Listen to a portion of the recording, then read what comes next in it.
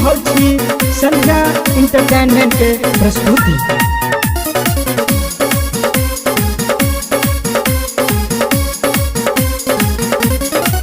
प्रेम से बोलू सरस्वती मैया की।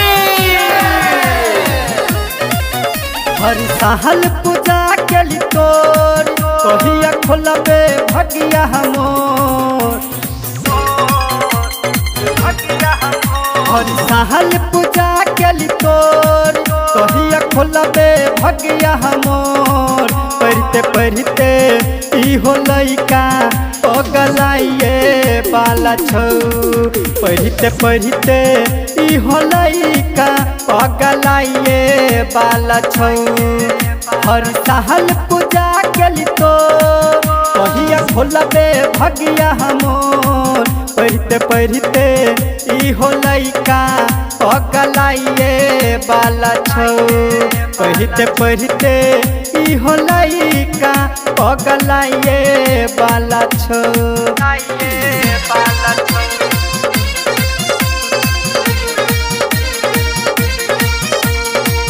अखन अपने सब सुन रहल छी संध्या एंटरटेनमेंट के प्रस्तुति। प्रेम से बोलू सरस्वती मैया की।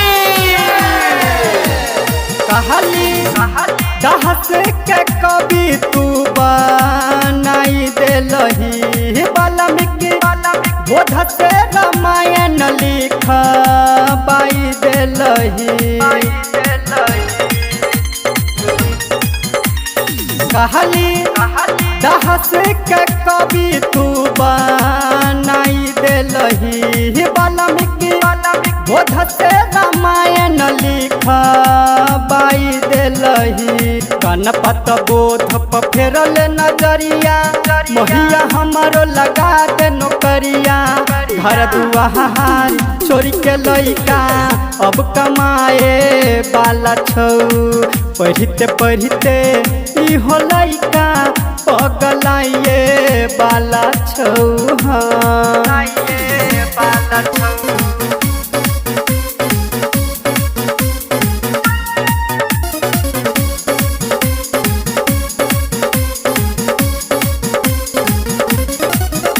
अभी आप सुन रहे हैं संध्या एंटरटेनमेंट की प्रस्तुति। बहुते हमारा ऊपर खर्चा केलकई बाबू माई के जाके। मधुबनी कॉलेज में गेलिए पढ़ाई के। बहुते हमारा ऊपर खर्चा केलकई बाबू माई के जाके। मधुबनी कॉलेज में गेलिए पढ़ाई के सरदा भवानी एगो अरजी कहरै छियौ। गे सरदा भवानी एगो अरजी करै छियौ। अब किया रवि पहल फॉर्म भराइए बाला छौ। पढ़ते पढ़ते ई हो लइका पगलाइए बाला छौ।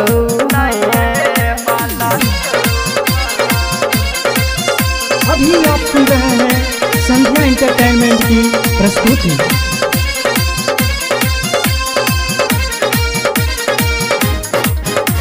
प्रेम से बोलू सरस्वती मैया की।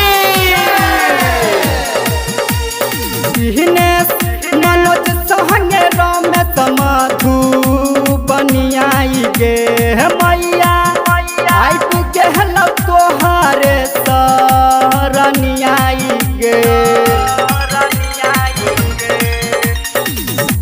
हो दिनेश मनोज संगे रमेश मधुबनियाई गे मैया। आइब गेल तोहारे सहरनियाई गे। मोहन डीजे राहुल माई लगेने छौकयास। मोहन डीजे सूरज माई लगेने छौकयास। अब की दिहिए कके बकरी चराबे बाला छौ। पढ़ते पढ़ते इहो लइका पगलाइए वाला छौ। हर साल पूजा केली तोर कहिया खोलबे भगिया हमोर।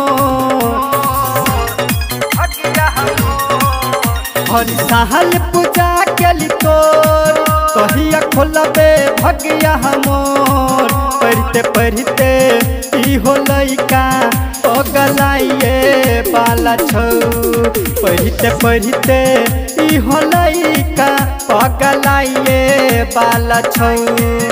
हर साल पूजा केली तो कहिया खोलबे भगिया हमोर। पढ़ते पढ़ते इहो लइका पगलाइए वाला छौ। पढ़ते पढ़ते इहो लइका पगलाइए वाला छौ। अगर आप चाहते हैं संध्या एंटरटेनमेंट के कोई भी ऑडियो वीडियो सबसे पहले सुनने के लिए चैनल को सब्सक्राइब करें और बेल आइकन को दबाना ना भूलें।